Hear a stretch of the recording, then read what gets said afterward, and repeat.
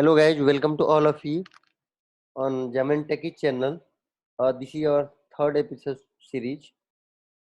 Guys, uh, इस video में हमारा जो है, इस सेशन में हमारा जो बेसिक मोटो है ये जानना है कि Xamarin Forms में जब हम मोबाइल एप्लीकेशन बनाते हैं तो उसमें लेआउट क्या होता है, what is the layout in Xamarin Forms। तो आइए इसको जानते हैं लेआउट क्या होता है। गाइस, लेआउट एक अब सिंपल सेंटेंस में कर सकते हैं कि लेआउट एक विजुअल एलिमेंट होता है।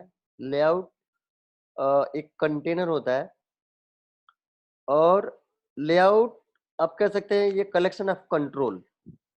एक लेआउट के अंदर आप मल्टीपल कंट्रोल्स को रख सकते हैं। सो जो सिंपल सेंटेंस की लेआउट एक कंटेनर जो मल्टीपल कंट्रोल का कलेक्शन होता है। ठीक है, आइए हम इसको जान लेते हैं कैसे इसको हम चीजें कितने तरह के लेआउट होते हैं और कैसे कैसे हम इसको यूज करते हैं। तो Xamarin Forms लेआउट कितने टाइप के होते हैं। लेआउट क्या होता है मैंने बता दिया, जस्ट लाइक कंटेनर। एंड ये कितने टाइप के कंटेनर होते हैं, कितने टाइप के लेआउट होते हैं, उसको वन बाय वन करके समझते हैं। तो यहाँ अगर हम देख पाएंगे तो लगभग 7 to 8 टाइप के जो हमारे पास लेआउट होते हैं, कंटेनर होते हैं Xamarin Forms जब हम एप्लीकेशन बनाते हैं। तो सबसे पहला जो होता है stack layout, absolute layout, relative layout, grid layout, content view, scroll view, frame and एक और होता है गाइस फ्लैक्स लेआउट। ठीक है, वन बाय वन करके इसको हम समझते हैं। स्टैक लेआउट क्या होता है। सबसे पहले अगर हम बात करें स्टैक लेआउट की, तो देखिए ये जो भी लेआउट है, हर एक लेआउट का अपना अपना रोल एंड रिस्पॉन्सिबिलिटी है, प्रॉपर्टी है और बिहेवियर है। हर लेआउट अपने अपने हिसाब से अपनी रिस्पॉन्सिबिलिटी को रिप्रेजेंट करता है। और किसी केस में हमें किस लेआउट की जरूरत पड़ेगी, यहाँ पे फिगर आउट किया गया है। देखते हैं स्टैक लेआउट, ये स्टैक बेस पे काम करता है। ये बेसिकली इसके अंदर जो कंट्रोल्स होते हैं वो दो मैनर में होते हैं, एक हॉरिजॉन्टल मैनर और एक होता है वर्टिकल मैनर। तो उस लेआउट के अंदर जो स्टैक्ड कंट्रोल है वो किस मैनर में हमें दिखने हैं, हम हॉरिजॉन्टल में दिखाना चाहते हैं या वर्टिकल में दिखाना चाहते हैं, तो उस केस में हम स्टैक लेआउट यूज करते हैं। और ये होता है इसके अंदर एक प्रॉपर्टी होती है ओरिएंटेशन, वो डिसाइड करती है कि आपको किस मैनर में रखता है। ओरिएंटेशन में दो इसके वैल्यू होती है, जैसे एक हॉरिजॉन्टल और एक वर्टिकल। तो आप जिस मैनर में दिखाना चाहते हैं आप सेट कर दीजिए। नेक्स्ट हम आते हैं एब्सोल्यूट लेआउट। एब्सोल्यूट लेआउट क्या होता है कि एक कंट्रोल पोजिशनिंग के लिए यूज किया जाता है कि एक्स वाई कांस्टेंट बेस पे जैसे ये काम करता है। तो सिंपल सेंटेंस में अगर हम लेके चले तो ये इसका जो बेसिक मोटो है, जो बेसिक पर्पज है यूज करने का, वो है कि जब हम किसी कंट्रोल के ऊपर किसी कंट्रोल को फिट करना चाहते हैं या ओवरले के केस में, तो हम एब्सोल्यूट लेआउट यूज करते हैं, उसका पोजिशनिंग देते हैं एक्स वाई कांस्टेंट बेस पे। इसी तरह से रिलेटिव लेआउट होता है। रिलेटिव लेआउट के अंदर जितने जो इसके सिबलिंग्स हैं, उन सिबलिंग्स उन कंट्रोल की पोजीशनिंग सेट करता है। ये भी एक्स वाई कंट्रोल बेस पे काम करता है। और नेक्स्ट हम आते हैं, जो फोर्थ नंबर है वो ग्रिड लेआउट होता है। ये बहुत ज्यादा फेबुलस, बहुत ज्यादा इंपॉर्टेंट, बहुत ज्यादा हेल्पफुल होता है। और ये टेबुलर बेस में काम करता है, रो एंड कॉलम बेस में काम करता है। जैसे आपकी कुछ इस तरह की टेबुलर टाइप की स्क्रीन डिजाइन है कि उसमें कितने रो रखना है, कितने कॉलम रखना है, तो उस केस में जो आप ग्रिड लेआउट यूज करेंगे। इसमें कुछ उसमें एक जो होता है कंटेंट व्यू होता है। कंटेंट व्यू एक जो है सिंगल कंटेंट के साथ, ये भी एक विजुअल एलिमेंट है, ये भी एक कंटेनर है जिसके अंदर आप मल्टीपल्स लेआउट और कंट्रोल रख सकते हैं। कलेक्शन, ये कंटेंट व्यू होता है collection of layout and control. ठीक है, लेकिन ये सिंगल कंटेंट के साथ होता है। और नेक्स्ट हम आते हैं, ये होता है स्क्रॉल व्यू। स्क्रॉल व्यू एक ऐसा कंटेनर है, ऐसा व्यू है, ऐसा लेआउट है जो कि उस केस में हम यूज करते हैं। उसका बेसिक जो पर्पज है कि हम अपने स्क्रीन के किस पार्ट को, किस पर्टिकुलर पार्ट को स्क्रॉल करना चाहते हैं, उसको हम स्क्रॉल व्यू के अंदर रख देंगे। सपोज हम पूरे स्क्रीन को करना चाहते हैं तो पूरे हम स्क्रीन के कंटेनर कंट्रोल्स को हम किसके अंदर रख देंगे, स्क्रॉल व्यू के अंदर। तो एक इस तरह का कंटेनर है। जब हमें स्क्रॉलेबल ईवाई बनाना होता है तो हम स्क्रॉल व्यू यूज करते हैं। नेक्स्ट हम आते हैं फ्रेम।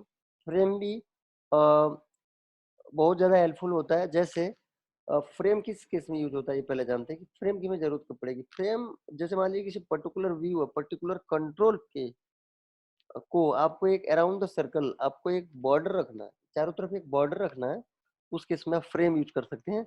जैसे यहाँ पे देख पा रहे हैं कि जो इनर है, जो थर्ड लेयर इनर है, जो सबसे अंदर वाली स्क्रीन है, उसमें देखिए जो है अराउंड द एरिया उसके चारों तरफ बॉर्डर सेट किया गया। ठीक है, तो अब गाइज ये हम स्क्रीन द्वारा फिगर आउट कर दिए। अब बेसिकली जो लेआउट होता है वो टू टाइप्स के होते हैं। तो पहला होता है वो सिंगल कंटेंट के साथ होते हैं, जो व्यू के नाम से जाते हैं, जैसे content presenter, content view, scroll view, frame और टेम्पलेटेड व्यू। इसको वन बाय वन समझते हैं होता क्या है। कंटेंट प्रेजेंटर होता है गाइज ये लेआउट को एक तरह से लेआउट मैनेजर होता है। जो टेम्पलेटेड लेआउट होता है, टेम्पलेटेड जो व्यू होते हैं उनको ये मैनेज करने का काम करता है। और किसके अंदर ये होता है, विद इन कंट्रोल टेम्पलेट के अंदर। ठीक है, तो ये उसके कंट्रोल टेम्पलेट के अंदर जो लेआउट होता है उनको ये मैनेज करने का काम करता है, इसलिए इसको लेआउट मैनेजर बोलते हैं। अब कंटेंट व्यू होता है, कंटेंट व्यू क्या होता है, एक सिंगल, और ये जो जितने सारे यहाँ पे व्यू आप देख पा रहे हैं सिंगल कंटेंट के साथ होते हैं। कंटेंट व्यू क्या होता है, ये भी एक सिंगल कंटेंट के साथ एक विजुअल एलिमेंट है, एक व्यू है, जिसके अंदर हम मल्टीपल्स लेआउट जैसे स्टैक लेआउट, ग्रिड लेआउट या और मल्टीपल्स कंट्रोल रख सकते हैं। ठीक है, तो सिंपल भाषा में इसको कह सकते हैं कि ये collection of layout and control है। स्क्रॉल व्यू मैंने बताया, ये अगर यूआई हमें स्क्रॉलेबल बनानी है या किसी पर्टिकुलर एरिया को स्क्रॉलेबल करना है, उसको हम स्क्रॉल व्यू के अंदर रख देंगे। फ्रेम, ये अगर हमें बॉर्डर सेट करना है तो फ्रेम हम यूज कर लिए। ठीक है, और फ्रेम की अगर हम देख लें तो बाय डिफॉल्ट जो पैडिंग है वो 20 होता है। इसकी डिफॉल्ट जो पैडिंग होती है फ्रेम की वो 20 होती है। ठीक है, टेम्पलेटेड व्यू ये भी क्या करता है कि ये डिस्प्ले करने का काम करता है, किसको, कंटेंट व्यू को। ये बेस क्लास होता है, कंटेंट व्यू का ये बेस क्लास होता है, जो ऊपर हम सेकंड नंबर पे कंटेंट व्यू देख पा रहे हैं। ठीक है, तो ये हो गए सिंगल कंटेंट के साथ कौन कौन लेआउट होते हैं। ये 5 लेआउट सिंगल कंटेंट के साथ होते हैं। हम नेक्स्ट पे आते हैं,